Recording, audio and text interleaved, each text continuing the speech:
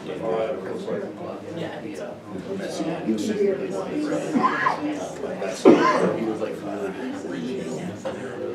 mean, the way I explain it is, Mark is building the allegory, Laura's still keeping seats, and he's trying to put the other stuff, right? And the secrets just start leaking out. Matthew starts like leaking out the. Okay, looks like we're all here. Yeah, I think we can begin now, because I think everybody's here. All right, so introduction, good afternoon. I want to welcome you to all to a panel discussion with me, Richard Carrier, and Robert M. Price. Before we begin, I have a few announcements to make and some ground rules for everyone to follow. All right, I'm Ehteshaam Gulam. I'm the organizer of this event, so I will be moderating this whole event. All right, now I'm going to give an introduction to our speakers for tonight. All right, Dr. Richard Carrier has a PhD in ancient history from Columbia University. He's written and authored several books, some of them being Historicity of Jesus, Why We Might Have Reason to Doubt, Sense of Goodness Without God, etc., etc.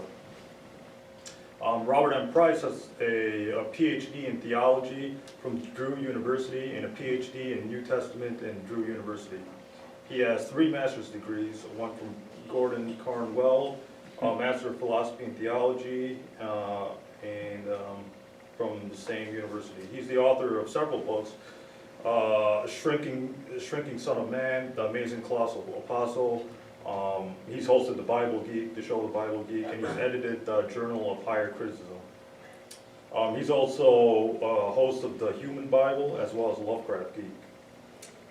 Both Richard and Bob have Patreon accounts, so if you want to support their work, if you're a fan of either or both, you can support them on Patreon.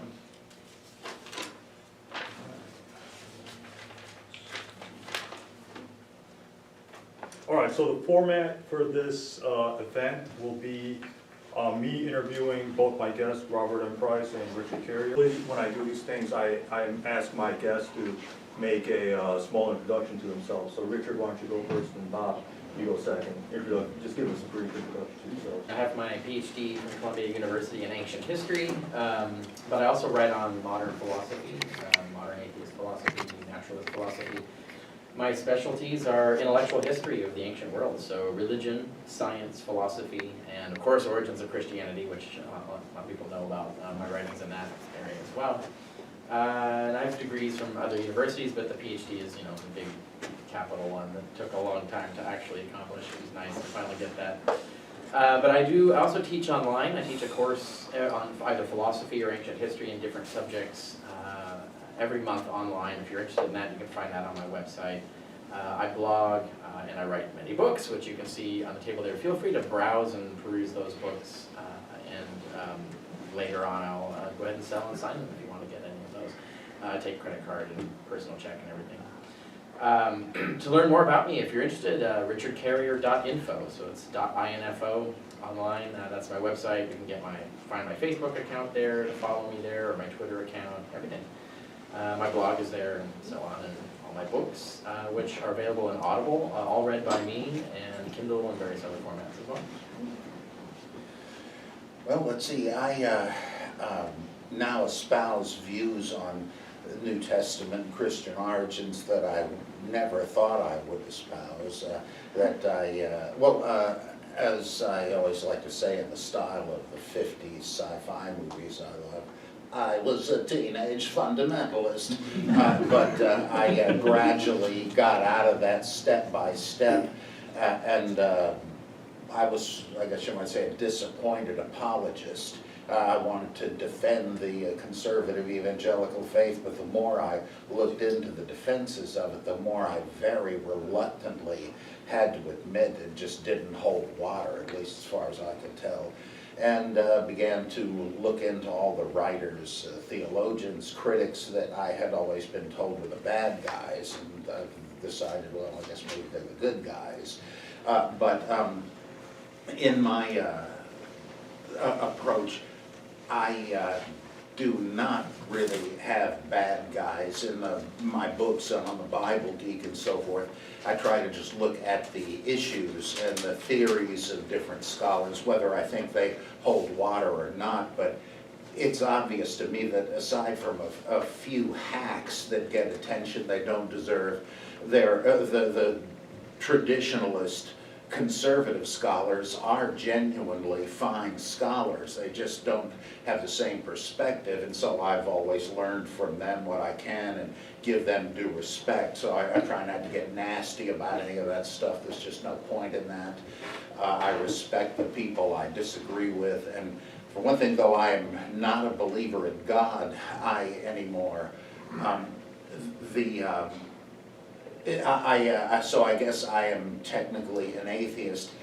I don't feel myself really part of an atheist movement. Like, I personally don't care what anybody believes, and I don't want to become the mirror image of my fundamentalist self, pursuing this evangelistic goal to get people to renounce belief in God. What do I care what anybody thinks? Right? I mean, they shouldn't care what I think, because my goal is just to try to be Socratic and to provide information and perspectives that my readers or hearers may not have been familiar with, and which they can now apply to their own synthesis. I mean, I certainly don't try to get people to become Priceans. What a foolish. I just want to help them do their own thing as I have done. So I'm really dedicated to that. Another cliche, some of my best friends are fundamentalists. That remains true. I've become friends with a lot of the people I've debated because I don't look at, I don't have an ideological litmus test for friends or colleagues. So that's kind of my approach. And one other oddball thing, I do these things that have already been listed in books and so on in the podcasts. I have a monthly column called Zarathustra Speaks, and I've just become one of the board members of Republican Atheists. There is such a thing, so I've got all kinds of irons in the fire. And Lovecraft Geek. Oh yeah, that's right. Yeah, I've edited a score of anthologies of H.P. Lovecraft-related horror anthologies, and I've got a couple of nonfiction books on Lovecraft. I write heroic fantasy. I've written some adventures of Conan and Thongor the Barbarians. I'm a comic book fanatic, an action figure collector. So there's any number of reasons you might want to call in the guys with the white coats. All right, so we have some late comments. That's fine. So I guess my first question would be to both of you. Wouldn't it make, like, I believe that there was a historical Jesus, and even if I wasn't a Muslim, let's say I became an atheist tomorrow, I would still believe there was a Jesus. So wouldn't it make more sense to say Jesus was the Clark Kent, using your analogy, Jesus was the Clark Kent, then eventually became the Superman, or was it always he was the Superman, then he became the Clark Kent? So Bob, you want to answer first? Well, I use this analogy in my debate with Bart Ehrman, that you can say that, of course, the Gospels are filled with legends and these miracle stories, they didn't happen or they're allegorical or whatever, but there must have been a more modest historical figure, a sage, a philosopher, a prophet or something, whose followers greatly hyped him up and magnified him. This has a superficial plausibility, and it's what I thought for a long time, but it finally occurred to me, and I'm not the only one, that you have to ask, what would it have, well, this comes up with the question, why don't ancient writers refer to Jesus if he was such a miracle-working Superman? And the answer Bart and many others give is, well, of course, a lot of it's legend, but he wasn't the kind of person you would take such note of. And so, you're going to find references to Oral Roberts in American history textbooks? I doubt it. Well, the problem with that is, why did the early Christians make such a big deal of this guy? You have to ask that too. And it's as if you decided to do the quest of the historical Superman, and you had decided, okay, I think I've proven that Superman did exist, but he was just Clark Kent. Would there ever have been any Clark Kent comics? Would Clark Kent have been the star of Action Comics? Would Clark Kent have been a member of the Justice League? I mean, it seems to me unreasonable. If there was such a character, so what? But if there was, you know, why would he have been magnified like this? So I just find that a real poor argument for a historical Jesus. Well, also Clark Kent didn't exist either. So that's right, but I mean, you know, if you, That's the other thing about that, True. is, I mean, it starts when you look at how mythologized Jesus is, and we have no mundane histories of Jesus. If you compare this to like Haile Selassie, who's, you know, worshipped as the Christ by the Rastafarians. Haile Selassie was, you know, the emperor of Ethiopia. He was a real historical person. We have a lot of mundane records of what he was like and the truth of him and stuff. He even renounced and denied that he was the Christ figure. He was a Christian himself, and so he thought it was actually blasphemous that anyone was worshiping him. And yet they wrote these incredible gospels about him and the amazing things he did, and, you know, the sort of the nativity narratives and all of this stuff, all the same stuff you see about Jesus. So here we have a historical person who gets magnified, and there's just a crazy sequence of events as to how that happens, even though he's denying it, you know, himself, and yet it still happens and becomes a major world religion. It's still going on, still today. For Jesus, we don't see that. We see the amazing, you know, miracle stories and stuff like right out of the gate. There's no mundane Jesus. And when you look further earlier on, you see the letters of Paul. Paul only knows about an outer space Jesus. Like his Jesus, he never talks about Jesus being on earth or having a ministry or any of this. It's just something that you have conversations with. I mean, Paul even relates in 2 Corinthians 12, an actual conversation he has with Jesus. He has like this argument with Jesus. The Jesus he's arguing with is in his head, right? It's like it's not an actual person. He doesn't refer to anyone else meeting Jesus in any other way. It seems like he seems to think that this was just a revelatory being. That's how you meet Jesus. That's how he appoints you an apostle. And so when you compare those two things, you add them up, it's like, you know, A plus B, like it does slightly favor the possibility that he began this revelatory being and got placed in history, as so many other gods of that time did. There are a lot of non-historical persons that became deified and then put into history as if they were regular people. Romulus, Osiris, Zalmoxis, probably. Many of these different things. So that's why I think, yes, the Clark Kent analogy is really, there never was a Clark Kent. Like, there's no record of a Clark Kent Jesus. There's only Super Jesus. And this is a question of which Super Jesus was earlier, and the Space Jesus is the earlier one. So, so what modern historians are doing is as if there were no Clark Kent in the Superman comics, and they're speculating, well, Superman existed because he could have been this Clark Kent character. Yes. So they're inventing Clark Kent to sort of explain why Superman could historically exist. That well put. Yeah, it doesn't really work, but that's my answer to that question. Okay, for Bob, I mean, what's the strongest argument against mythicism?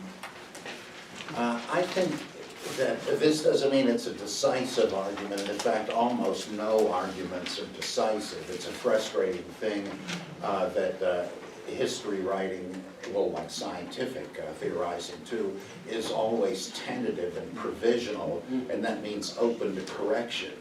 You have to say, well, the preponderance of the evidence makes this look likely, but who knows? I mean, how many times has the consensus on this or that changed? And this would not even be controversial, except that we're debating and dissenting from dogmatist believers who want certainty, and they have it psychologically because they've decided to believe this or that. But when they get into apologetics, the defense of the faith, they're trying to use what are inherently probabilistic methods to arrive at certainty. And even if the evidence looked pretty good, you couldn't justify that. So there's this huge methodological gap between us and the folks we debate. They've already made up their minds and so on. So having said that, I think the best argument on the side of historicists for Jesus is the Caliphate of James, as I think Harnack once called it. The fact that there are traditions that, I think the heresy alarm is, there were traditions that James called the Just, was the brother of Jesus, and after Jesus vanished from the earth, James became the first bishop of Jerusalem, which would almost have to be kind of anachronistic, but that he became the leader of the movement in Jesus' absence, and that when he died, Simeon Bar Cleophas, another one of the brothers of Jesus listed in Mark chapter 6, I guess, right, 6:3, I think it is, when it says his brothers, James, Joseph, Judas, and Simon, are they not here, and his sisters, these people would have one by one taken the helm of the movement or of the Jerusalem church. And this pattern is somewhat similar to the caliphate in Islam. After Muhammad dies, some of his companions, Abu Bakr, Uthman, and Umar, became the caretaker of the community, one after the other. There's similarities in the succession of successors to Joseph Smith and Mormonism.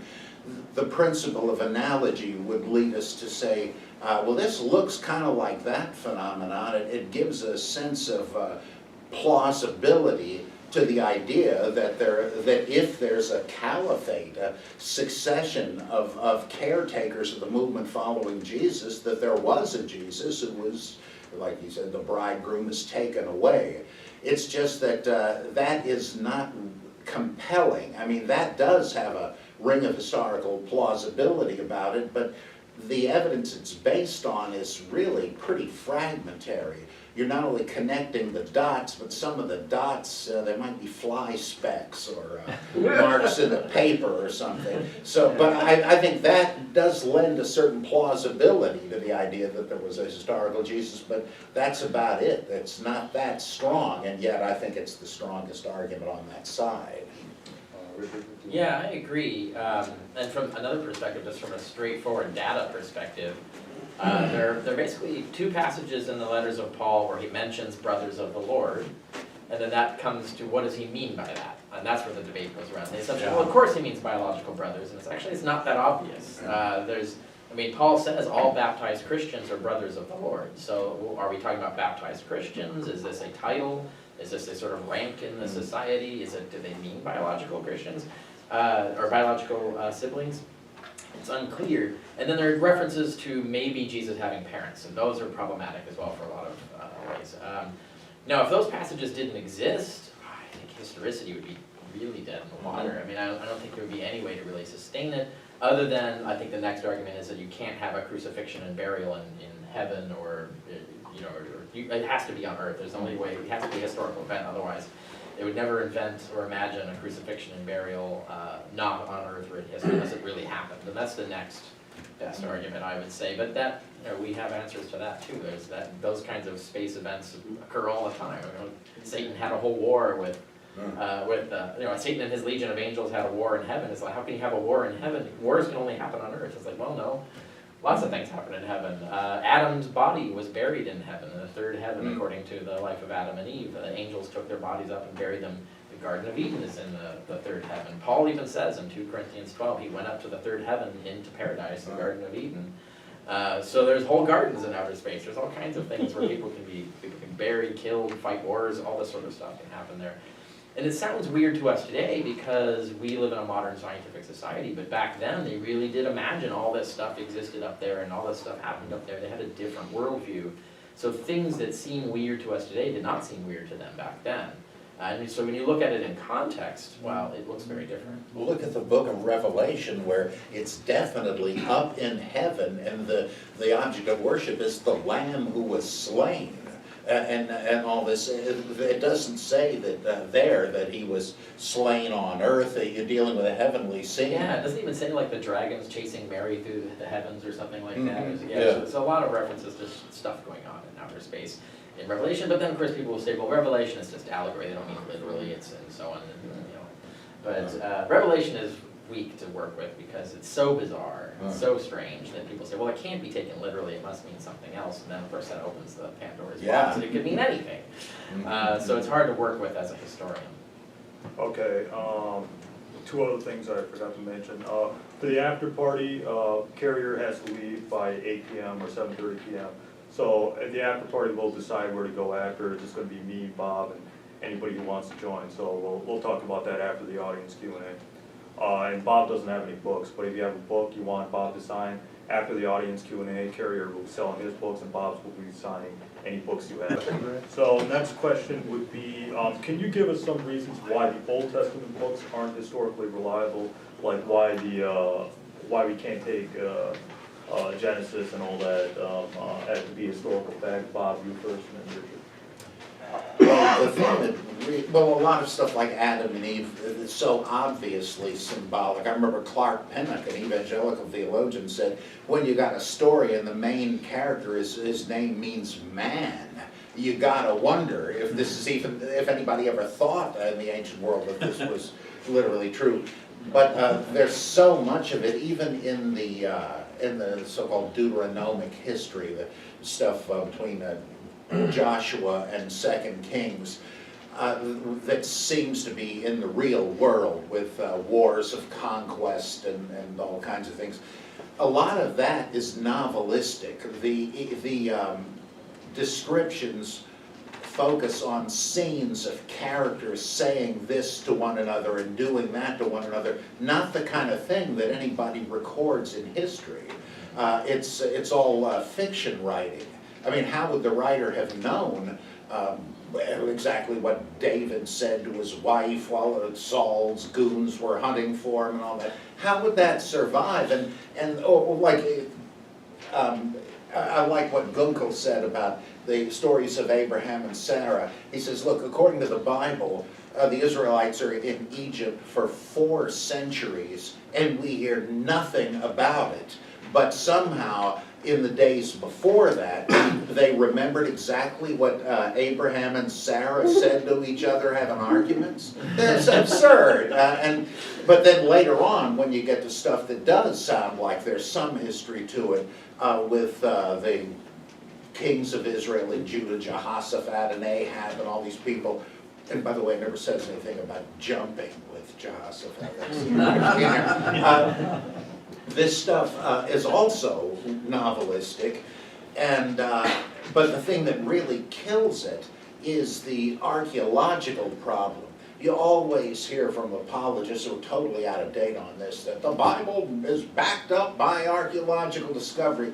Now, that's like what Constantine's mother did, sending researchers to the Middle East to find the true cross and the true tomb and the spear of Longinus and stuff. They found the tomb, it's Jesus' tomb. Let's pin the tail on the archaeological site. That's what these guys like William F. Albright did. They were trying to find stuff. Oh, city near the Dead Sea, must be Sodom, and so forth. Once you actually did strict archaeology like Thomas L. Thompson and others have done, it just falls apart. Like there's no evidence of a Temple of Solomon. What happened to it? I mean, did God send angels with vacuum cleaners down to get all the ruins of it up? I mean, they say, oh, we found a little pomegranate-shaped nodule that had been on top of a fence post or something in the temple. That's all? I mean, isn't that sort of the exception that proves the rule? What happened to the rest of it?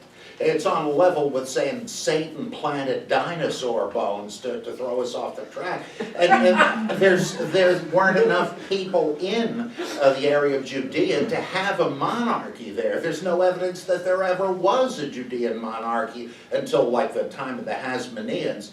There was an Israelite monarchy in the north, but it never had anything to do with Judah in the south, which was more of a kind of distribution network for olive oil that was a major product down there. And so it's like King Arthur and Camelot and Avalon and all of that. There would have to be evidence, or the Exodus. Pick any hypothetical route you want from Egypt across the Sinai. There are about 3 major theoretical ones. What happened here? Millions of people and huge herds of cattle supposedly crossed the Sinai desert, which the Bible describes as a howling waste. How'd they feed anybody? And where is any evidence of this? I mean, we have infrared photography that can uncover ancient caravan routes on the Sinai Peninsula, and nothing anywhere that would match the Exodus. It just didn't happen, because again, you got to come up with the angels with the vacuum cleaners. It's like they're vacuuming up the ticker tape parade or something. There's just no evidence where there would have to be evidence. And so the whole thing appears to be a kind of a national epic. And great stuff. I love it, but it's not history. Richard? It's the Jewish Homer, right? So, Yeah. like, you know, you can say, well, we found a city in Troy that was burned down roughly around the time when the Trojan War was said to have happened, but that doesn't mean anything written in Homer is actually what happened. Especially since we know, like, Homer, for example, if you read the Iliad, there are random scenes mixed in and out of these characters interacting throughout the course of the book, in which, in one part, they're actually using iron weapons and wearing iron armor, and then another using bronze weapons wearing bronze armor. So Homer was written over so many centuries that it literally went from the Bronze Age to the Iron Age. So clearly this all didn't happen at the same time, right? This is a story. There was no Homer who sat down and wrote this down. There may have been a Homer who was the last compiler who wrote down a bardic song that was passed on to him, but that song was written and added to over centuries and centuries, and it's just all mythical stuff that they made up to tell stories, and there's no evidence that any of it is really true. And so it's the same thing with the Bible. There might be little pieces of historical data, like the name David may have been a warlord at some point, or some tribal chief or something. They hang an entire, they say, well, we'll pick that, we're gonna create a whole narrative around this guy. And the reason we know this is plausible is because they kept doing it. There's this thing, a lot of people don't know this, in the 1st century AD, there's this book called the Biblical Antiquities that some bunch of Jewish writers wrote. And they picked all these minor characters in the Bible that, you know, hardly have any stories about them, and then it fleshed out entire stories for them. Suddenly they have magical knowledge of this in the 1st century AD. It's like, oh, so-and-so, we're going to write a whole narrative about this. And they wrote whole lives of Moses that expanded on the story of Moses. And so they kept doing these things. They would pick like one little thing and write a whole thing about it. And it's funny because like today we would call that fan fiction. My favorite fan fiction is Enoch, right? So there's one line in Genesis where it says, and then the Watchers came down from outer space and had sex with women, and then there were these weird creatures, you know, the Nephilim. And then it moves on. This is one line, and it moves on, and then moving on, and then any normal reader does it. Whoa, hold on, what? And so someone picked that line and invented an entire book of the Bible to spell it out. So what does that mean? And they told this whole story about these angels having sex with women and teaching them sorcery, and that's how sorcery got into the world. And cosmetics. And cosmetics, yes, sorcery and cosmetics. And science, incidentally. So all these evil things. And so someone did this whole fan fiction thing, created the Book of Enoch, and Christianity was using, when the first Christians started, they were using the Book of Enoch as scripture. It was part of their holy scripture. A lot of their religion is built out of the ideas and concepts in the Book of Enoch. So, and that's not in our Old Testament. We forget that. We think like the Christians were only using the Old Testament as we have it today, and that's not the case. Their collection of scriptures were weirder and different and broader. And there still is in Ethiopia. They have the much bigger canon that has several of the apostolic fathers, Enoch, and all kinds of stuff, and that's the Bible. Still, 3rd Corinthians is part of the canon of the Armenian Orthodox Church. So what is the Bible? Yeah. Okay, I'm sorry. See, I believe there was a historical Jesus because it makes better sense to say that, because I agree with Bart Ehrman. I'm a friend of Bart Ehrman, and I've been in contact with him, and he actually doesn't want anything to do with Richard Carrier. He said he'll never debate Richard Carrier, so I guess we should talk. I guess my question would be about Bart Ehrman, because I saw the whole Did Jesus Exist debate on YouTube. I wasn't there live, but I saw it on YouTube. So what were your thoughts on that event, Bob? And, you know, did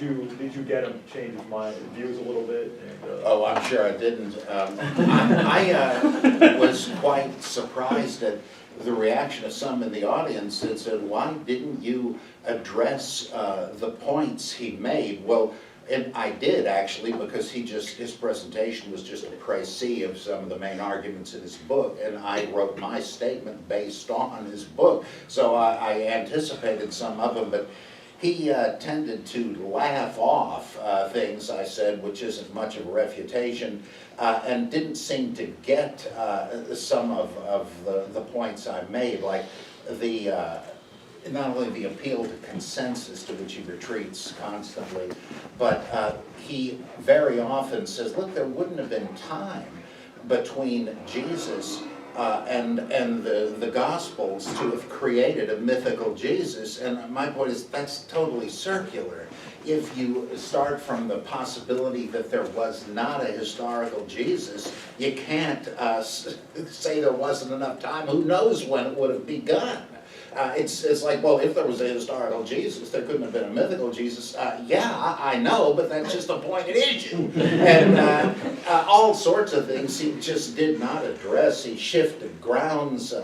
I said that, for instance, he says that, yes, many of the gospel stories have an uncanny resemblance to various Old Testament stories, but that's just coloring. They just sort of made them look a little more like the Old Testament counterparts. And I said, no, I demonstrate with several passages that if you take out the coloring, you got nothing left. And he responded saying, well, no, I didn't mean particular stories. I meant the tradition in general. But in his book, it's quite clear and explicit. He says specific stories. So he's sort of shifting ground. And there are various other things that I just thought he didn't address. And yet I lost the debate. So. Yeah, I mean, a lot of people were disappointed but I think both of you did a good job in your own ways, because I think Barterman was there to win the debate or get debate points or whatever, but you were there to educate the audience, right? So I was trying, yeah. Though I will say, in criticism of myself, I thought I had more time. I timed out the presentation, but I made a mistake somehow because I couldn't get through the whole thing. I don't know if that made any difference or not. So are you still in contact with Barterman? Yeah. Okay. I've written a book, a very non-polemical book where I explain his approach and mine and why we differ and so forth, called Bart Ehrman Interpreted. And I got his, the joke. And I ran this by him before I even started on it. He said, oh yeah, please go ahead and do it. And he's going to write the preface. We're friends and get along real well. As I say, I don't vilify people I disagree with. Is that book out yet? No, it's, I think in the spring it's supposed to be out from Pitch. It's pre-order on Amazon, so. You know. Yeah, that's I'm interested in that. I'm a big fan of Barterman's book, Forged. So Me too, actually. so Richard, if you want to comment on that book. Yeah, well, Forged is the pop market version, right? So I recommend it. It's great. It's basically the book is about what we all take for granted in biblical studies, but most people aren't told, which is that there are tons of books in the Bible that are forgeries. And there are tons of other books that Christians forged in addition in the early centuries. Actually, forgery was literally the most common literary activity of Christians in the first 3 centuries. Tons of forgeries that they made. And there's often this, has been throughout the 20th century, this apologetical assumption, this claim that, well, forgery, no one really thought forgery was bad. Like it was just, they're writing, everybody understood that you were writing in the name of a person, that you weren't really pretending to be them. And therefore it was completely on the up and up, and there's nothing wrong with it. And then Ehrman researched this and found tons of evidence that that's completely false. That everybody was condemning forgery. Forgery was definitely regarded back then as something you're not supposed to do, and people were definitely doing it to try and fool people into thinking that they had the authority of the names that they were putting in these books. And so he documents this thoroughly. There's some great stories in there. There's like examples of Galen. Galen, this medical scientist, wrote this entire treatise called On My Own Books because he was so angry at people forging books in his name. And so he wrote a book basically explaining, these are my books, and this is how you tell my books from these forgeries, and really condemns these forgers for what they're doing. Ehrman quotes that guy and various others, and tons of evidence on this. It's really good. Plus, he summarizes what the mainstream biblical scholars know is why we conclude many of these books are forgeries. So like, why do we think the pastoral epistles are not written by Paul, for example? Why do we think, various other epistles were not written by Paul? Why do we think there's only 7 authentic epistles of Paul in the New Testament, and so on? So people who want that book is a really great one. But if you really want to have like the detailed, scholarly, peer-reviewed version of that with footnotes and bibliographies and the whole thing, Forgery and Counter-Forgery is the other book he wrote, which is the official scholarly version of Forged. The Forged is the easy read. It's the the quick one if you want to get the summary. It's like a popular. Yeah, it's the popular one. It's good. It's very good. But if you really want that like heavy, detailed, scholarly version of it, Forgery and Counter-Forgery is the title of the other book that he wrote. And they're both excellent books and have contributed significantly to the field. So that's an example of something that he's doing that I really like. Bob, if you have comments on Forged. The only hesitation I have, and it's not much of one, is this reminds me of the ancient debate over homosexuality. It's from, I think, Robin Scrogg's book, Homosexuality in the New Testament. He goes through loads of ancient comments about it, and he says that a whole lot of people said this is immoral and unnatural, and that had to do mainly with pederasty, not quite the same thing we're talking about when it's debated today, but that you can find about as many comments of people defending it. If you read only one group or the other, you would think this must have been the ancient consensus, but there wasn't. It was a huge debate like today. And I wonder, like, you can show that a lot of people opposed forgery, but what we would need to know and cannot know is the people that did the forgery, were they thinking like that today's apologists say that, well, of course, I'm not trying to tell anybody I am James the Just or Enoch. It's just part of the fiction, like Edgar Rice Burroughs' John Carter of Mars books. He says, well, I know Captain Carter and he's told me his adventures. Burroughs doesn't expect you to believe that's literally true. It's part of a shtick. And I'm not sure that the forgers were like fiends saying, well, I'm going to sucker these poor jerks. But it would be surprising if they did. It's just we don't really know, and it gets into the intentional fallacy, so-called. Can you really read the mind? It's like the implied author versus the real author. So I think that slightly qualifies it, but even what I'm saying is speculation. He really does amass loads of evidence, and he certainly shows this wasn't the consensus of opinion that, oh yeah, forgery is fine. He really does make a real impact with that book. We have one example, though, of what you were talking about, where 2 Thessalonians calls 1 Thessalonians a forgery and says you're not supposed to, don't listen to that because it's a forgery.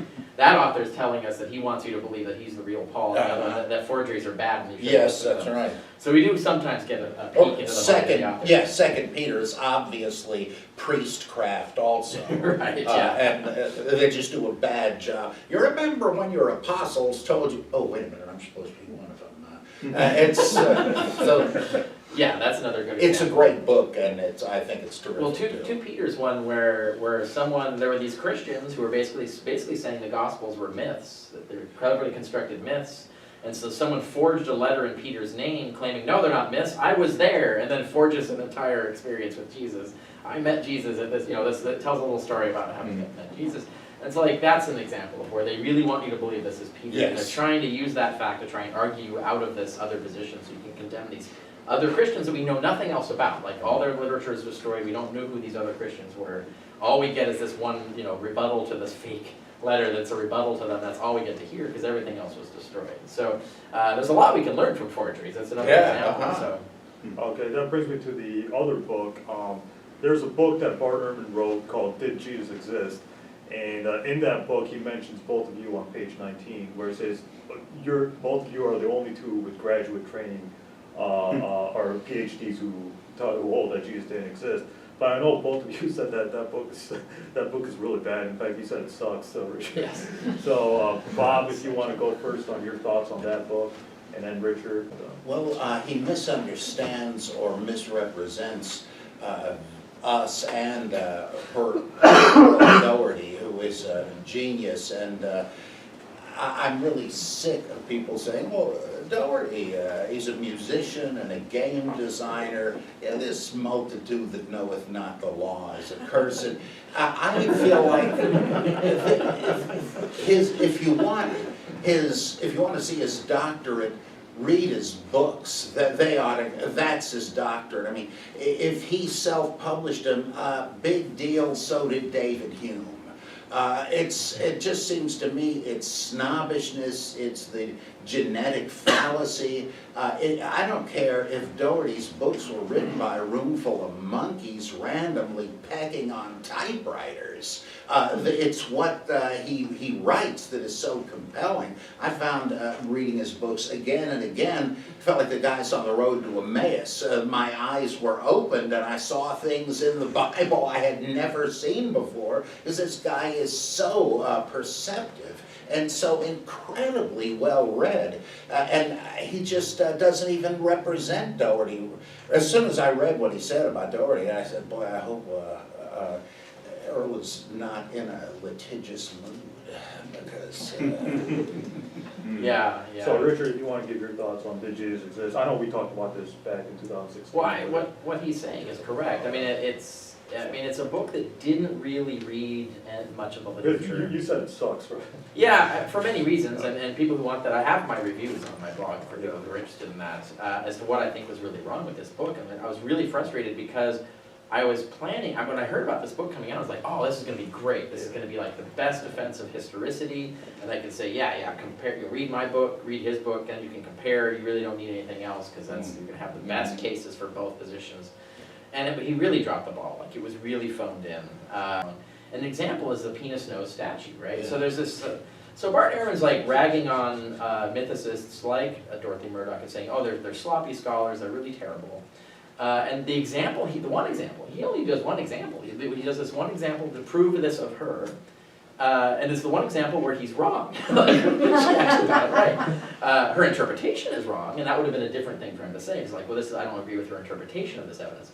But what it was is, she finds in the archaeological records, the Vatican Museum had a bronze statue of, what is it? It's a chicken with it's something like, it's a combination between a head, a chicken, and then there's a penis nose on it. And it's an absurd, really weird looking thing. But it's a representation of the god Priapus, who's the god of the penis, which they had in the ancient world.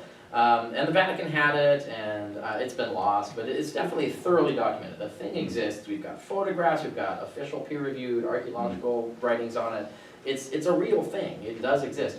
Now, she interprets it as saying, Peter is, this is a statue representing Peter, therefore Peter was mythical or something. I'm not exactly sure. I forget too.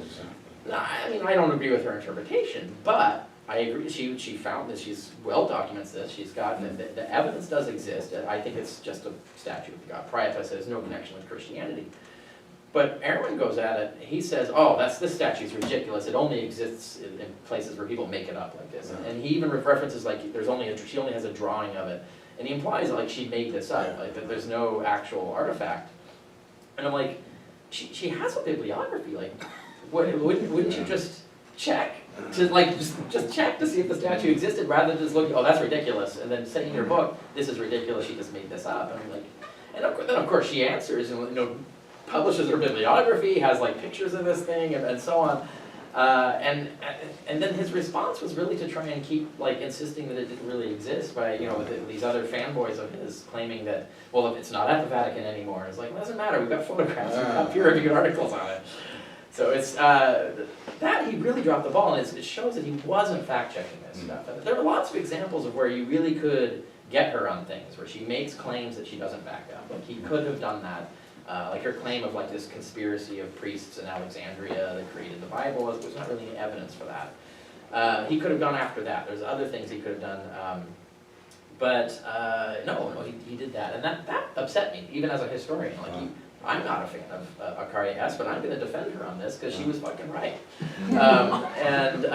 That's, I think, emblematic of everything he did in the book. That's the way he treated all of us and all of our writings. If you read Did Jesus Exist, he never once describes any mythicist theory of the origins of Christianity. Like, he never says, this is their theory, this is the evidence they present for it, this is why I disagree with it. He doesn't do that ever, he just picks at little individual things we've said, and then, you know, writes from the armchair this sort of rebuttal of it, and that's just terrible writing. And it's shocking from him, because he's done a lot of really good books, and do really good summaries of things, he can do really good research, like forgery and counter-forgery is a classic example of that. But this seemed like hack It material. really was phoned in, and then I think like you'd suggested that maybe he had a grad student write it or something. Bob is, would you say you're both men of science or you're men of faith? Do you think that there's any evidence of the supernatural in the world, or you both naturalists now? Because I believe in the supernatural in the world and stuff like that. I'm a believer, so are you men of faith or men of science? What's your Well, science, it gets slippery with philosophical issues. Because I would say I'm both man of faith and man of science, Mhm. so you would say you're a man of science only? Yeah, it's just that there are, when Tillich, for instance, talks about the depth dimension of human life and so on, he's talking about depth psychology and aesthetics and all that. And that language has meaning to me, but I don't think, it doesn't push me into philosophical idealism, thinking that there are invisible realities more real than matter. Plus, I admit there are lots of unknowns, but you can't just jump to saying, okay, that must mean there's a God. There might be, but it's, as Richard suggested in a terrific chapter in his Why I'm Not a Christian, look at the Christian claims and what they should imply about the world and how it works.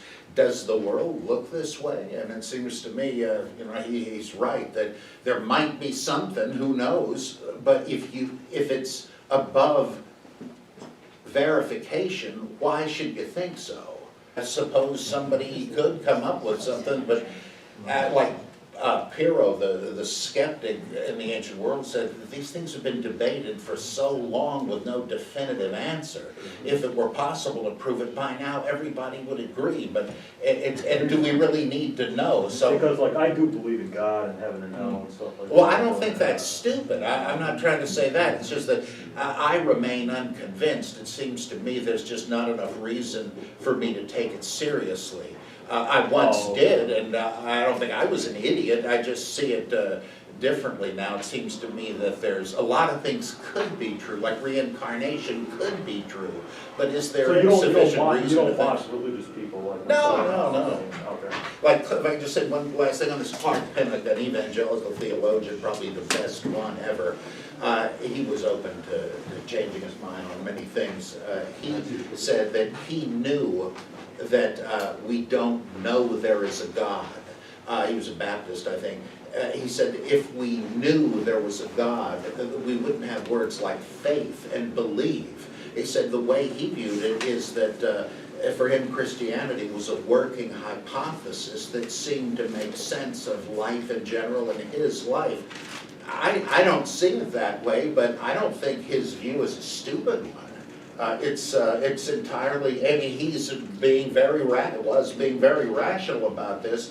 I just don't see it working. But I'm not. So you don't care if people believe in God, or it's just you personally are. Oh yeah. I mean, how could I, a pipsqueak mortal, know such things? Pontificating on whether there's a God, it's absurd and pathetic. It's just I call him as I see him, and. So you're a man of science. Okay. Yeah. So Richard, are you a man of science, or there's no way you'll be a man of faith like myself, or you're strict natural? I'm a man of evidence, so I don't think faith is a viable epistemology. I don't think you should be deciding what to believe based on faith. It should always be based on evidence. And given that, like, so evidence you're fine with me with my Muslim beliefs and everything like yeah, well, see, there's a difference between, like, our disagreements about our beliefs, and we, like, even with politics, the same thing, and seeing each other as fellow citizens and fellow human beings that can get along. Like, there's two different things. Yeah. I mean, I think, because I get along very fine with you, Yeah. even though I'm Muslim and you're atheist, so we never had any problems, right? yeah, no. No, like I said, I have Muslim friends, Christian friends, but what I see is epistemology is more important. The theory of knowledge, how do we decide what's true? Because that can affect so many things that you do. So, one of the things that, so when I grew up, I did not grow up in a fundamentalist background, unlike most people I meet who are atheists who did and sort of rebelled against that.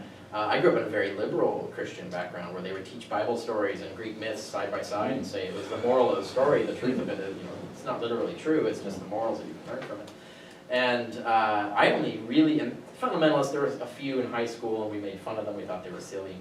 I remember a friend of mine got his girlfriend into tears because he believed that there might be life on other planets and therefore he was going to go to hell because that was some sort of blasphemy in her sect. And so we thought that was silly. When I graduated high school and became a voting citizen, and then started getting involved in politics, in my way on every single human rights issue and every single political issue, always these fundamentalists. And so then I started to take that more seriously and get more involved in seeing how fundamentalism drives people to oppose gay rights, oppose women's rights, and do all kinds of things that just don't even make sense from their own religion, if you really look at their own holy text. But so that's, my involvement has always been in why do you believe these things that lead you to vote in ways that are harming my fellow citizens and harming my colleagues and stuff. So, and that's a thing where there can be too extreme, where you say, well, I can't be friends with someone who wants gay people killed, for example. But if you have like, well, I don't think gay people should have the right to marry, that now it's like, well, we disagree, and now we can have a civil disagreement about that, because at least you don't want to kill them. So it depends on the level of your disagreement. We have to have a thriving democracy, to have a peaceful democracy, you have to be able to be friends with and have civil discussions with people who disagree with you on what the laws should be. Now, that doesn't mean you should be friends with Nazis, like actual literal white supremacists, for example. There's a limit, a threshold beyond which you can't, but there has to be some space to have disagreement and get along with people, even though you think maybe they're voting in ways that are harming others. And it's not because they're deliberately trying to harm others, it's that they have these false beliefs that lead them to do that. So to religion, to me, the problem it arises is... Believers like me and non-believers like you can get along, right? Of course, yeah. Okay, so you're both men of science, okay. Richard and Bob, what do you think is the problem with Christian fundamentalism? What are your thoughts on your issues with Christian fundamentalism? And then you say, I was a teenage fundamentalist. Yeah. Well, I've answered that myself, so what's your... Well, I think there is that epistemology problem. Like, if you admit that evidence can't establish your faith, but you're going to believe it anyway, that makes me uncomfortable, because you could believe anything on that basis and it might be something dangerous. Like you could wind up believing that Jim Jones is the Messiah. People did. And so if he tells you to drink that Flavor Aid, that's what you do. I mean, luckily this is a very rare thing, but it just shows that it's a matter of the luck of the draw when it doesn't come to that. And when apologists say that, William Lane Craig, etc., that the evidence looks pretty good and the witness of the Spirit tells me that yes, it is really true. I think, are you like Rudolf Steiner, who believed that you could just go into a state of clairvoyance and see what was happening in ancient Atlantis? I mean, that's what you're saying, right? You have some kind of suprafactual access to the past? Is that what you're saying? And it seems just grossly irresponsible intellectually. And so that bothers me. The little peculiarity, there's a decreasing difference in morality and behavior between evangelical Christians and non-evangelical Christians. The youth rates of premarital or non-marital sex are about the same between the two, which really is a shocker to me, having been a fundamentalist kid in the 60s and 70s. You never would have found that. And there's less and less difference. And so that's almost a moot point. But it's that dogmatic, legalistic thing. All the fundamentalists I have ever known have been hoping and trying to better themselves and to improve their character. But like Richard said, some of these dogmatic beliefs they feel they're stuck with as part of the package are counterproductive, though I think there's less and less of it. So you think creationism and stuff like that should be taught in schools? No, that's another big problem. Though that also, I think, is petering out. It seems to me. There's who's this guy? There's a couple of evangelical theistic evolutionists. What's his name? Thinking Cunningham? I don't know He's not an evolutionist, his work. oh, sorry, yes, evolutionist. Just kidding. But this guy is willing to like demythologize the Old Testament, but suddenly pulls out apologetics with the new and says, well, we have eyewitness testimony of Jesus' miracles and all that. But what he says about the Old Testament, evangelicals would never have said that before. And there are more and more of that kind of people who they've gone into graduate study in biology and so on, hoping to get respect for creationism, but once they get there, they realize, oh, this is a big mistake. And the same thing that happens with those of us who go into graduate study of the Bible. I mean, a lot of critics of the Bible used to be fundamentalists and evangelicals, and that's what happened to me. My love for the Bible that I got from fundamentalism brought me to the point where I had to decide between the Bible and Christianity. Do I want the truth about the Bible? If so, I got to take off those theological blinders. And so there's a constant turnover. Apologists becoming critics, and on a popular level, the difference between the two camps decreasing. There's also more of a tendency toward universalism. That there's you can't maintain the boundaries of the evangelical subculture so well anymore. People know members of other faiths. They see that they're earnest and pious people, and they just cannot believe they're going to hell and we're going to heaven anymore.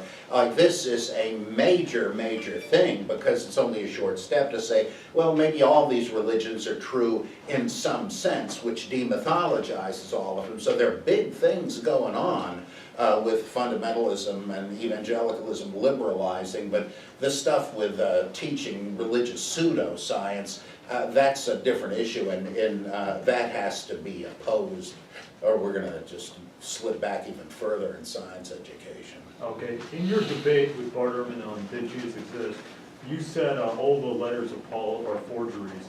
Can you comment on that and expand on that a little bit? Yeah, I think that the Dutch radical school of critics with W.C. van Manen and various others, Bruno Bauer, but especially van Manen, he knew that there were a handful of scholars that dismissed all of the so-called Pauline epistles as forgery, and he thought, well, this is absurd, and I'm going to prove it. And you know what I'm going to say next, he wound up getting convinced, this son of a gun. I never thought of this. And he points out how there are clashing doctrines between the Pauline epistles and even within them. Like if you look at Romans 9 through 11 about God's plan for Israel, there seem to be 3 different treatises here arguing different things. If you look at what 1 Corinthians says about women prophesying and speaking in public, there's 2 diametrically opposed positions there. Same letter, should Christians eat meat offered previously to idols, then sold to the marketplace and you buy it there? Should you risk eating that, or does it make you an idolater? There are 2 diametrically opposed arguments, one right after the other. There's pro and anti-Gnostic material, cheek by jowl. Was this guy a multiple personality? Or isn't it more natural to say that Paulinists of various stripes were continually putting their views into these manuscripts as they circulated it? You're witnessing debates within the Pauline movement. And what was the Pauline movement?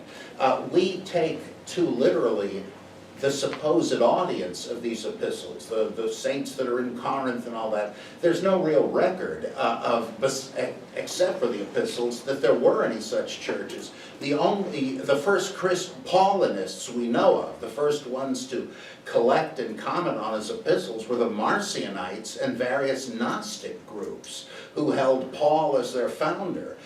Well, I think that, and there's other things, Paul, quote unquote, referring to the traditions I delivered to you. What, Paul started this church a few years ago, and now there are venerable traditions that he handed on? There are retrospective statements as to his work now complete, as opposed to that of Apollos and Cephas and all that. In Romans, the idea that God has, and 1 Thessalonians, God has washed his hands of Israel once and for all. How would Paul have even been able to think that way just a few years after it started? This presupposes the big split between the two that couldn't have happened in his lifetime. And what is it that would have convinced him that the Jews have been judged? The fall of Jerusalem, which is supposedly after his death. And one thing after another, F.C. Bauer had already shown that all but 4 of the epistles had to be apocryphal, and von Manen and the others said you apply the same criteria to all of them, and you're going to see that there are no more genuine Pauline materials in the canon than there are Petrine materials. You know, there's the 2 letters supposedly by Peter. Well, there's a truckload of other Petrine apocrypha. Apocalypse of Peter, Gospel of Peter, the Journeyings of Peter, the Preachings of Peter, and so on and so on. Nobody thinks that Peter wrote all this stuff, but he was a big name, and von Manen said it looks like the same thing was true of Paul. So, and one last thing, when you look at commentaries on the epistles written from a traditional standpoint, my teacher Darrell Dowdy pointed this out, he says the commentaries are almost all taken up with harmonizations, trying to say, now if Paul wrote this chapter and then this chapter, what could his train of thought have been? How would this square with this? It's all just harmonization. It presupposes a mass of contradictions, and the challenge is to make some sense out of them. It wouldn't be that way, and plus people didn't write letters of that length. They wrote fictitious letters that were treatises. And that already is removing it from the idea that Paul's just writing letters to his converts. So there's a bunch of arguments that now make me think another view I once thought was insane, that there are no authentic Pauline epistles. So, In the white coats. So then, when I was watching your debate on did Jesus exist, that was the part where Bart Ehrman was kind of like laughing, Oh, yeah. mocking your views. And then when I spoke to Bart Ehrman about it, he's like, yeah, I didn't mean to do it. It's just, just a natural reaction. Well, I understand it's like totally out of his, I'm sorry. Bart Ehrman's never looked at any of this. That's right, yeah. Now, I think there are answers to all of that. I think we can actually rescue the 6. We can rescue 6 of Pauline epistles and explain all of the stuff that you're talking about. But you have to actually study it, right? So I think that was he had no exposure to this argument before. So he just thought it was an absurd thing to suggest. It's not something. But he apologized later, right? Well, not to me, but that's okay. I mean, we sort of. No, he told me he didn't mean to do it. It was just like. Oh yeah, I understand completely, because Dowdy and I nearly got laughed out of the Paul seminar with the same folks at the Jesus seminar, and I just realized these people have never studied the full history of scholarship on the matter. They've just been told these are the guys to listen to, these are the ones you can laugh off. Yeah. So that brings me, was Paul the real founder of Christianity? Richard, why don't you go then? Well, I don't think so. Paul was a newcomer, essentially. He was trying to transform the religion that was already thriving at the time, but and I don't think we know exactly how many years after the religion began that he introduced, but pretty early, I think. If you were going to pick a founder of the religion, it would be Cephas, right? Cephas, or Peter. That, according, if we follow the letters of Paul, that's what it says. And then even from the Gospels, if they had contained any historically true information about Peter being the foundational apostle, or the book of Acts, although these things are highly fictional, so it's hard to build anything off of them. But if you look at the letters of Paul, Paul clearly understood, or at least the writer of 1 Corinthians understood Peter to be the founder of the religion. He's the first one to receive the first vision. But it mentions, there's basically this council of 12, right? It doesn't call them disciples, it just says the 12. And we know, like from the Dead Sea Scrolls, that there was kind of a council of 12 in that sect. And there's a lot of similarities between the sectarian treatises in the Dead Sea collection and Christianity. So there is some ancestry there. So it looks like there was a sect all along, a sort of anti-temple sect. And one fellow had this sort of vision that said, "I figured it all out," and then the Council of 12 said, "You know what, we're gonna like back you and say we had the vision too," and then basically start this whole anti-temple movement saying we don't need the temple anymore because the Son of God has sacrificed himself. That mojo lasts forever, the temple magic only lasts every year. This is much more powerful. We no longer have to deal with the temple priesthood, we no longer have to control the physical temple itself. We can leave that to the Romans and to the Jewish elite. We can have our own salvation, our own atonement. We've got, our ultimate atoning sacrifice. And this is Hebrews 9 is what I'm describing, right? So they have this whole, I think that's how it all started. And you can see precedents for this in the Dead Sea Scrolls too. Like the Melchizedek scroll is talking about this future coming Messiah and all of this. This sort of battle in the sky is going to occur or something like that. So I think Christianity, the founder would be Peter, if I was going to say anything, not Paul. Paul gave us the version of Christianity that became dominant. The original version was Torah observant, right? If there's any survival of that, it would be Islam. Islam is a Torah observant sect of Christianity, really.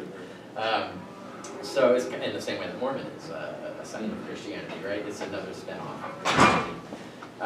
So I think, but really the original sect died out. We know the Nestorians, we hear from Epiphanius. There were people who were aware of these other Christians, but they were a super minor sect, did not succeed. And the one that exploded and flourished and eventually got Constantine's ear and became the religion of the empire was a deep ancestor of the sect started by Paul. So Paul founded the Christianity we know, but he didn't found Christianity itself.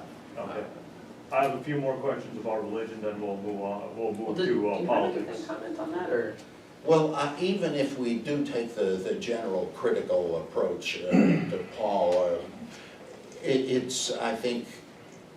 well, let me ask you this, is he trustworthy? Can we trust him regarding like a lot of things? Because Muslims aren't too big on Paul. Interesting. Yeah. Well, I think Islamic theologians say that letters can't be scripture because they're from one human to another. No, the Islam says the Bible's not valid anyway, so. Well, don't they say it's been interpolated? No, it was Like never. the Paraclete passage? It was never divine to begin with. That's what Islam teaches. So. Wow, I hadn't heard that. Bultmann on the left and A.M. Hunter on the right both wrote about Hellenistic Christianity before Paul, basing it on vestiges of Hellenistic Christianity mentioned in the Pauline epistles, apparent quotations of creeds and hymns and statements like, well, you know this and that, and then So you there's think a Paul spin. was influenced by that Greco-Roman paganism that was around him, or do you, he was like a product of his time? Well, I think Paul is, I go along with F.C. Bauer and Hermann Dettering and others that Paul is another name for Simon Magus, the founder of Gnosticism. The Orthodox said Simon Magus was the founder of Gnosticism. The Gnostics said Paul was the founder of Gnosticism. And in Acts and in the Kerygmata Petru, there's Simon is very obviously Paul preaching salvation by grace and so on. So I think it's a lot murkier than that, but in general, it seems to me that what we call Pauline Christianity, in saying it's grace and faith, not the law, this was a means of spreading, of adapting Christianity to the so-called God-fearing Gentiles. The Greeks, etc., who went to synagogue to hear scripture read and liked Jewish ethical monotheism, but weren't willing to be circumcised and keep the dietary laws and all that. Well, when Christianity came about, they said, oh, well, this is the same God and even the same scripture, but we don't have to become Jews to believe in the biblical God. So Acts even says this, that many of the God-fearers accepted Paul's preaching, and Paul's critics said he's just cheapening the thing. I mean, now anybody can join, and it's... which is why it exploded. Yeah, and the mystery religions, it seems to me very clear that there are Gnostic and mystery religion elements in the Pauline material, and that even the idea of the Messiah, who is Jesus supposed to be? Is it possible that Greeks, Romans, others would care whether Jesus was the real heir to the throne of some postage stamp country in the Middle East? Could they care who was the Messiah? Bernie Sanders, or would they even know what you were talking about? Who cares who's the king of Liechtenstein? So Son of God had to be something else anybody would be interested in. And so if you define him as a dying and rising Savior God, oh, well, we know what that means. Right, yeah. And so baptism is all about that, the Eucharist is all about it. And so if it's going to become a Gentile religion, it's going to be made like one of them. Okay, so I have a few more questions about religion, then we'll move on to the next topic, which is politics. So, like, my thing is, like, as a Muslim, I do believe Jesus existed. I do believe there was 12 disciples and Virgin Mary, and I believe in the supernatural, so I believe in, the virgin birth and all that stuff. So, my question to both of you is, it's not silly to say Jesus existed, right? That's certainly a possibility. Oh, yeah. It just, you just take out, you two take out and I guess Bart Ehrman too, would take out the supernatural bits, the virgin birth, the resurrection, the miracles and stuff like that. But it's not impossible to say that there was a man in first century Palestine, Jesus. Oh, It's yeah, not it could be. impossible. Okay. Yeah, I don't view mythicism as a dogma. Yeah, It right. just seems like, to me, the most likely of the possibilities. I want to, be cautious about it. Well, even in my book on the historicity of Jesus, my upper bound on my margin of error is 1 in 3 chance that he existed, which is actually a pretty good chance. It just means more likely he didn't exist, but still 1 in 3. So yeah, it's definitely within the realm of possibility. And there are a lot of plausible reconstructed historical Jesuses that would fit the evidence. So my view's not like, it's not like laughable too. No. Oh, yeah. No, and I mean, and really, you could get the supernatural Jesus back even on the myths. Because Islam says at best Jesus was just a Jewish prophet.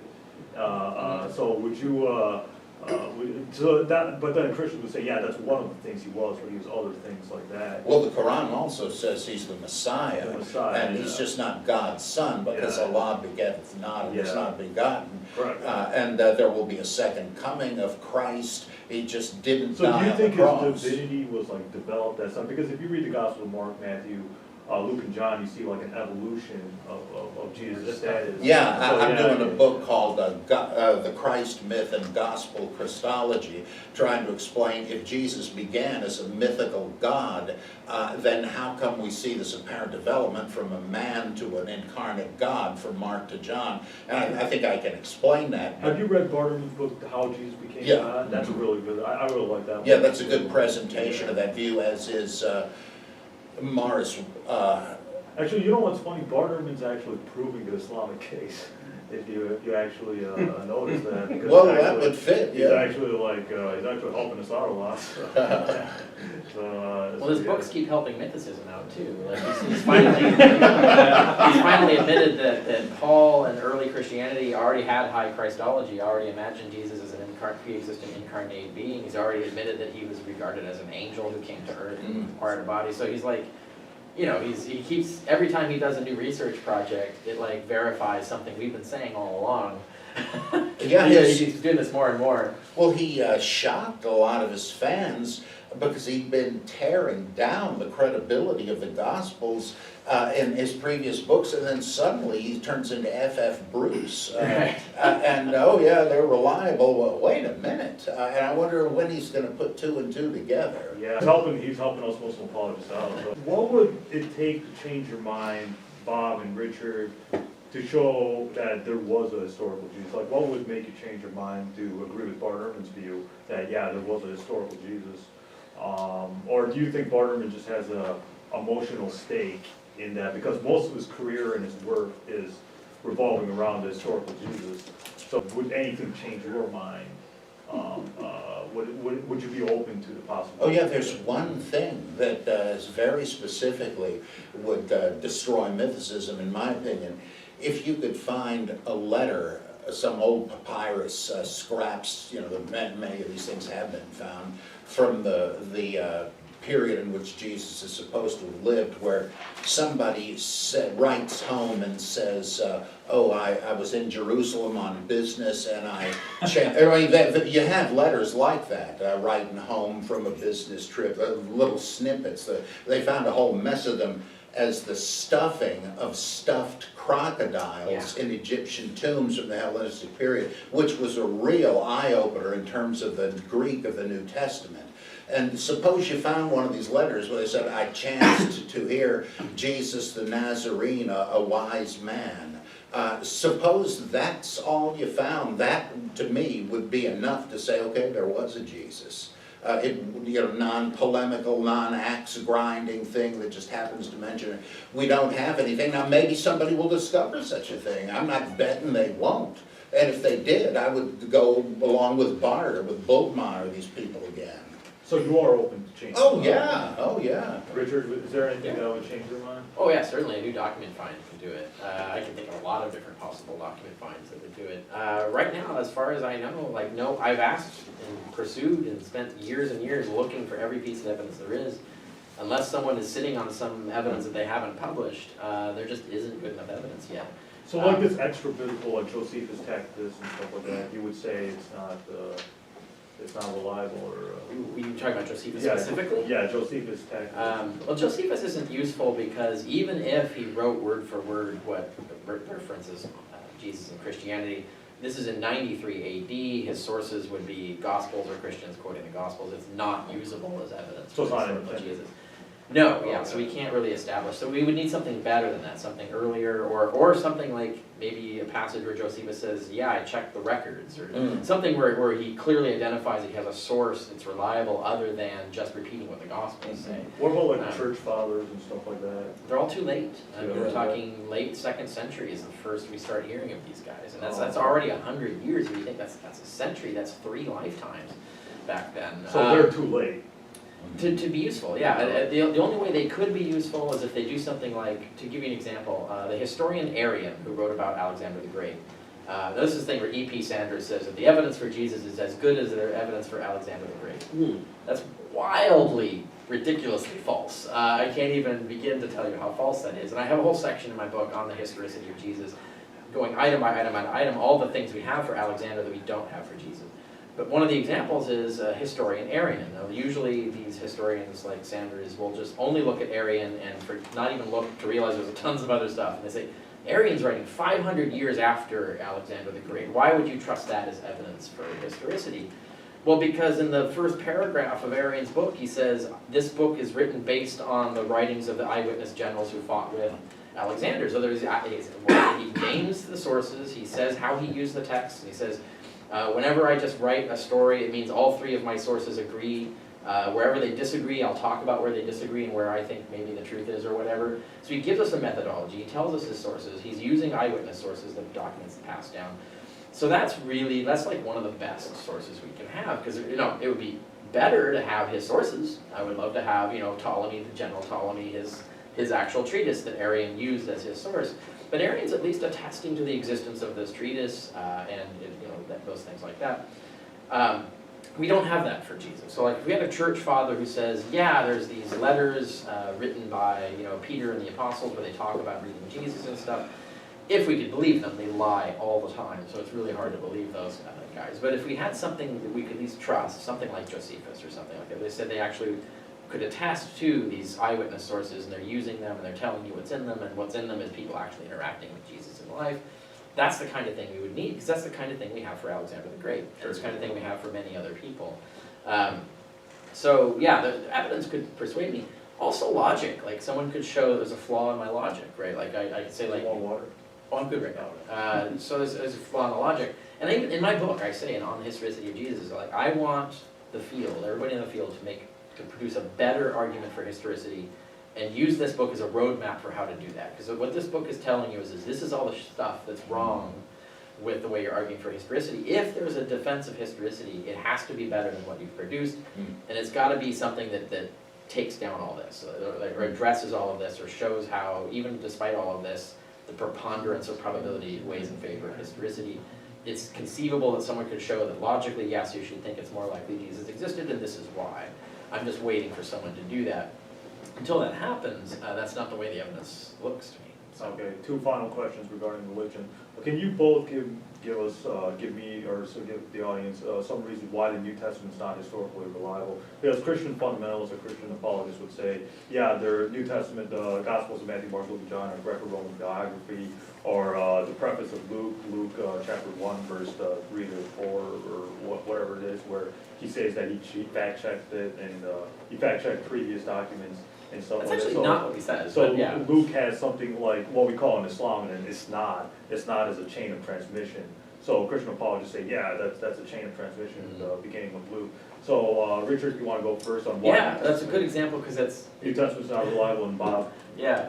No, read it. It's a con.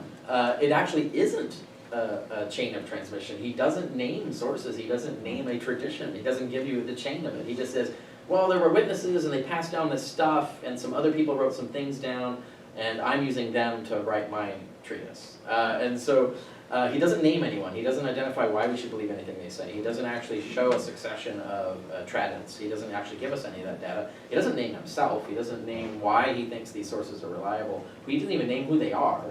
So he makes the paragraph look like ancient historiography of the time, except it lacks everything that makes ancient historiography reliable, conspicuously omits it. So that to me is like, that's a con. That's a full-on con. He's sort of creating this sort of fake veneer of a historical treatise.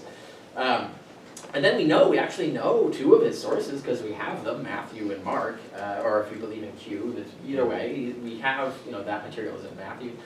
So we have two of his sources, and we can actually confirm that not only did he not fact-check those sources, he just quotes them verbatim, alters them without explanation, and contradicts them willy-nilly.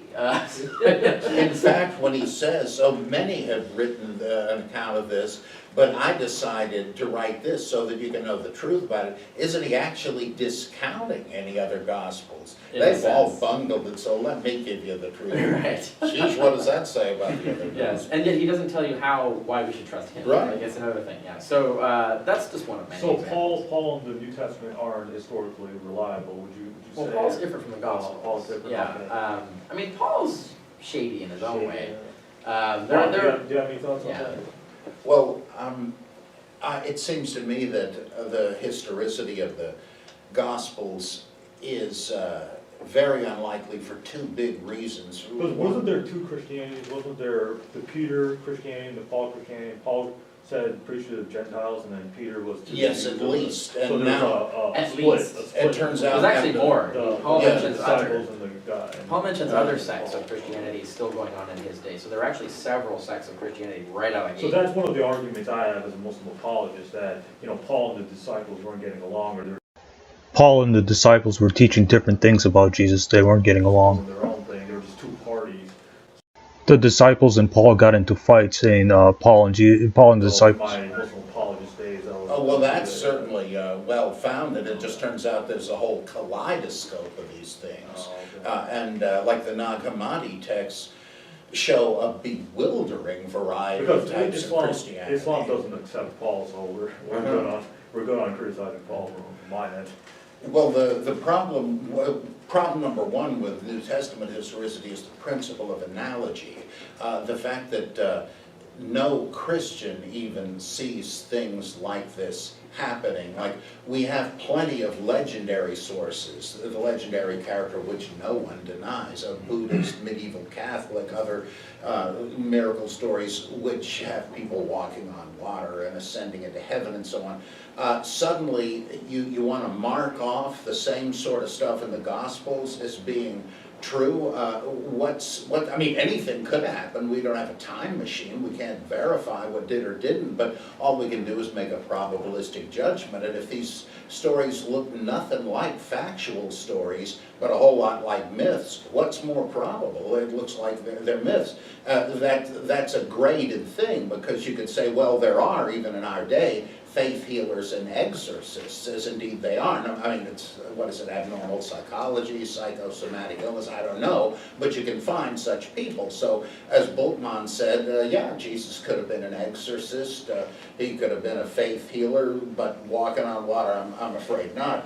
Well, so the principle of analogy gets rid of a whole lot of this. Again, we don't know that it didn't happen, but the historian can only deal in probabilities, and you'd have to say probably a legend.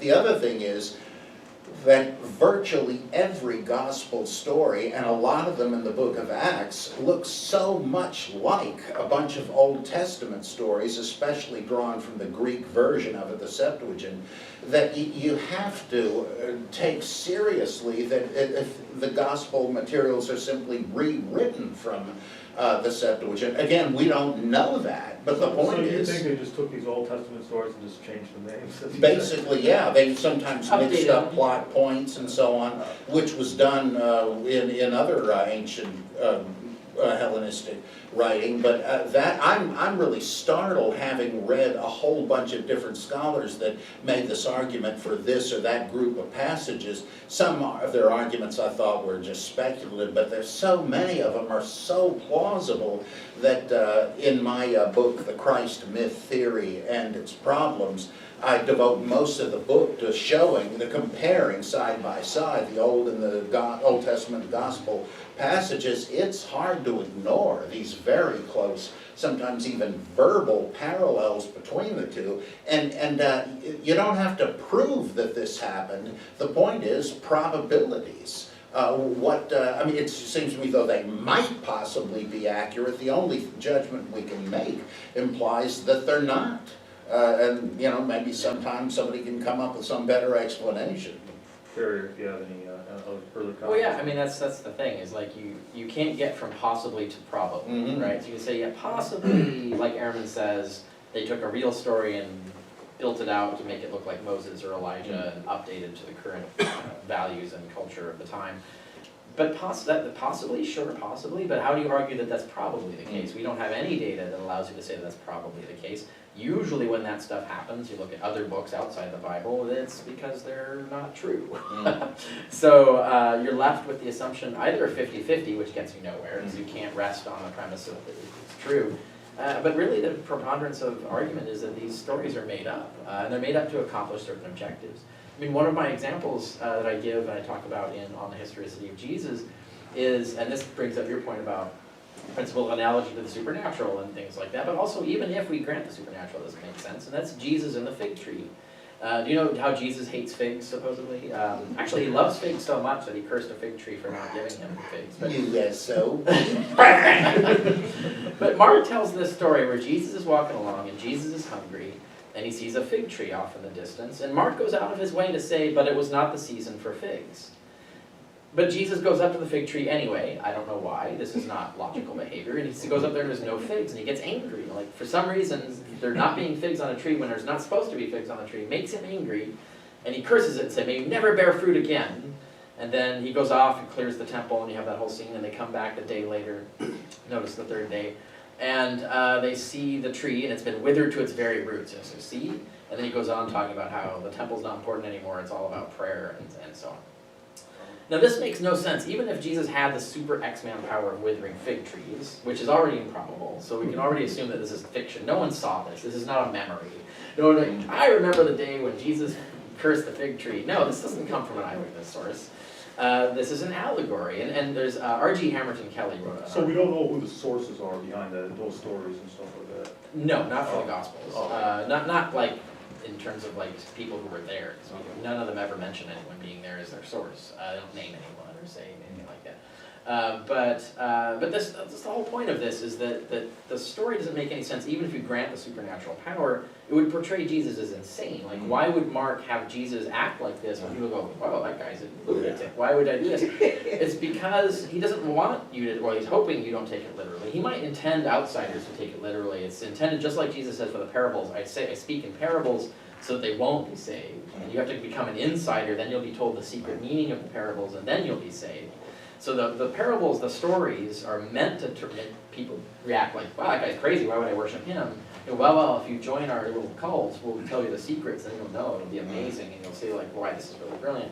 And so that's part of this, this Mark 4 has Jesus explain this whole model of how you preach religion. You tell this literal story that's absurd and doesn't make any sense, but the real meaning is underneath, and the insiders will be given that, and then the insiders can feel superior to the outsiders because they know the truth of these things. But R.G. Hamilton Kelly wrote this article in peer-reviewed literature that I cite in my book where he says, actually look at this, it's wrapped around the story of Jesus clearing the temple, and we know when that kind of literary device is happening, that the one story that's wrapped around the other, they're informing each other, they're about each other.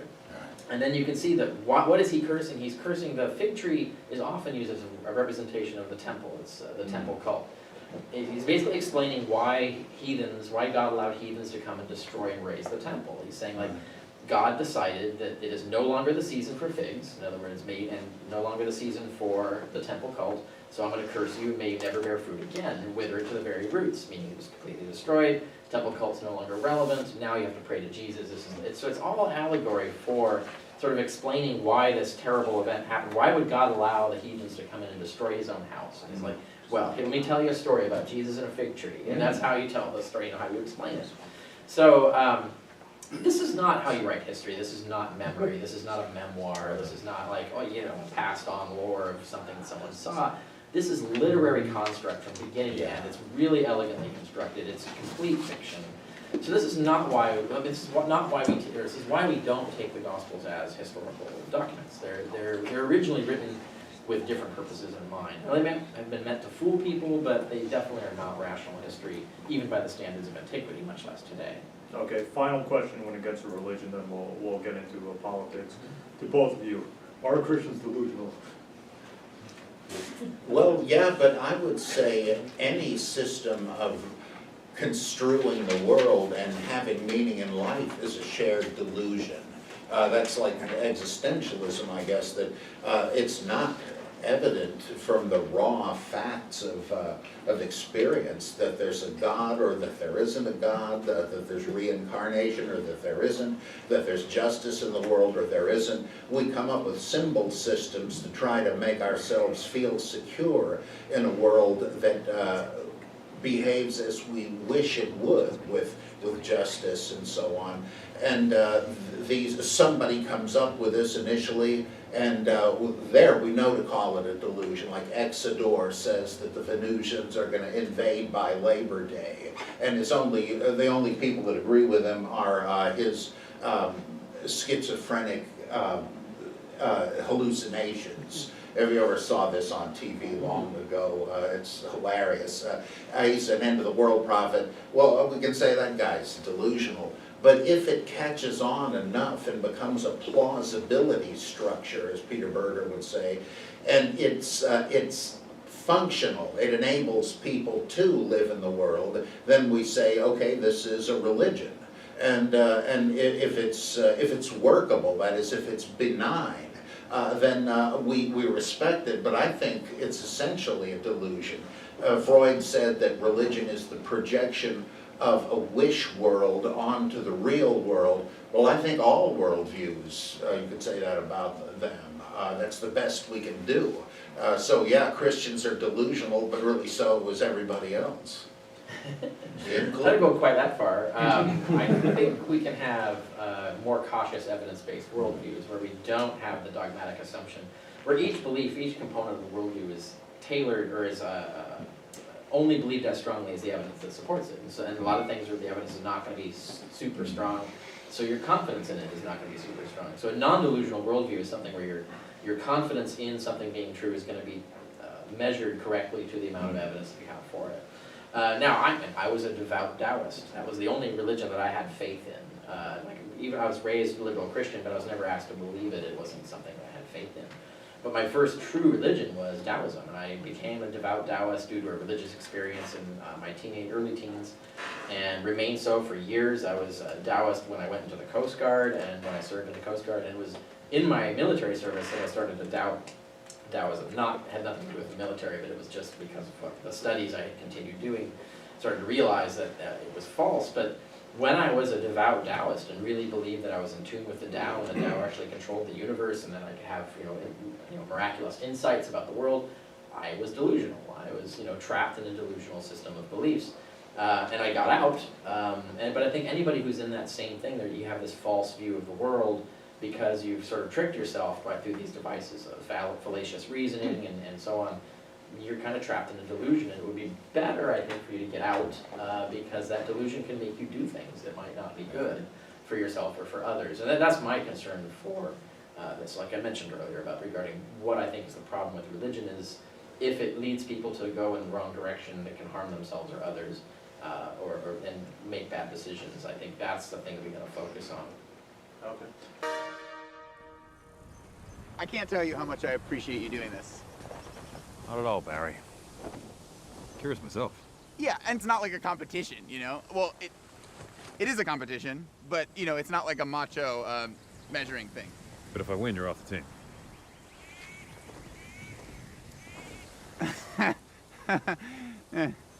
No. If I win, Bruce said something about you having to take us all to brunch?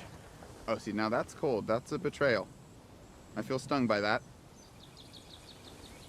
Okay, but if I win, I get to tell everyone. Deal. Which coast? I've never seen the Pacific.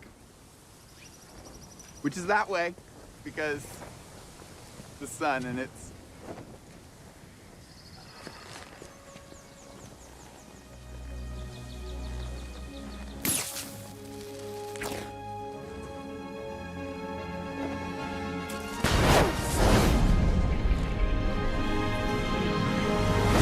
So Bob, if Superman and Flash raced, who would win?